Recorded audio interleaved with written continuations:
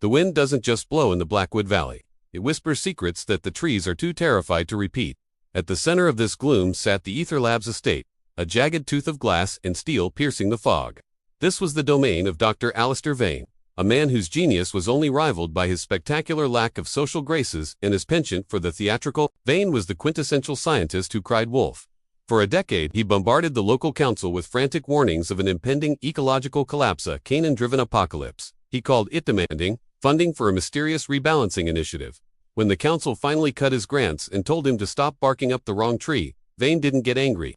He got busy. He spent 3 years in total silence, the only sign of life being the rhythmic, pulsing blue light emanating from his basement and the occasional delivery of industrial-sized crates of premium kibble. The townspeople joked that he was building a giant mechanical dog to scare the mailman.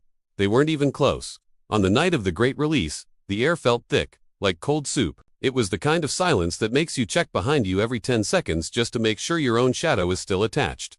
Then, the alarm started. Not a siren, but a low-frequency hum that vibrated in the marrow of your bones. High atop the estate's balcony, Dr. Vane appeared, clad in a lab coat that hadn't seen a washing machine since the mid. He held a megaphone with a manic grin. "You said there were no wolves," he shrieked into the void, his voice cracking with a mix of triumph and genuine sleep deprivation.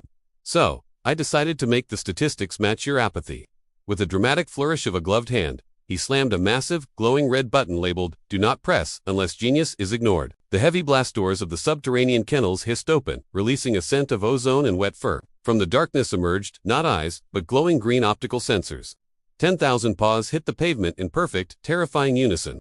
They weren't just wolves, they were masterpieces of biosynthetic engineering, sleek, silent, and very, very hungry for validation. As the first wave of shadows crested the hill, the town of Oakhaven realized that Dr. Vane's wolf wasn't a threat, it was a fleet. These weren't the mangy forest-dwelling creatures of folklore. They were aerodynamic marvels of carbon fiber and synthetic muscle, moving with a fluid, terrifying grace that defied biology. They didn't howl. They emitted a synchronized multitonal frequency that sounded like a choir of angels trapped inside a microwave. It was beautiful, in a please-don't single quotes T-eat-my-sedan kind of way. The dark humor of the situation wasn't lost on the sheriff, who watched from his patrol car as a pack of 20 wolves ignored a stray cat and instead systematically deconstructed the town's main cell tower with the precision of a Swiss watchmaking team.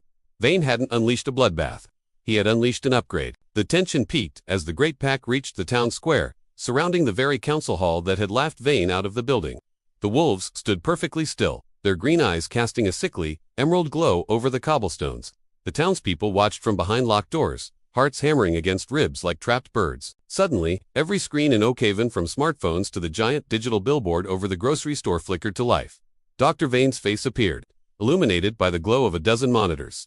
He looked tired, smug, and strangely satisfied. "The ecosystem isn't broken," he whispered, his voice piped through 10,000 synthetic throats simultaneously. "It was just inefficient. Meet the new neighbors. They don't shed, they don't sleep, and they've already filed the paperwork to be recognized as a sovereign HOA. By dawn, the wolves hadn't bitten a single person. Instead, they had replanted the town forest, repaired the bridge the council had been debating for years, and organized the local library's forbidden science section by Dewey Decimal. It was a hostile takeover of the most helpful kind of nightmare wrapped in a civic improvement project. The mystery remained. What was Vane's endgame? As the sun rose, the doctor was seen sitting on his porch, tossing a glowing frisbee to a wolf that could run at 80 miles per hour. He had cried wolf until his voice was gone, and when no one listened, he made sure the wolves were the only thing left to hear. Oakhaven was safe, efficient, and absolutely terrified of what happened if they ever forgot to say good boy. The truth behind the Blackwood Valley incident is still unfolding, and you won't want to be left in the dark when the next pack arrives. If you enjoyed this dive into the eerie world of Dr. Vane's synthetic shadows, make sure to hit that like button and subscribe to join our growing community of mystery seekers. Do not forget to ring the notification bell so you're the first to know when we unearth our next chilling tale. And drop a comment below telling us, if you had a pack of 10,000 synthetic wolves, what's the first thing you'd have them reorganize? Stay curious, and remember, sometimes the things we fear most are just waiting for a reason to howl.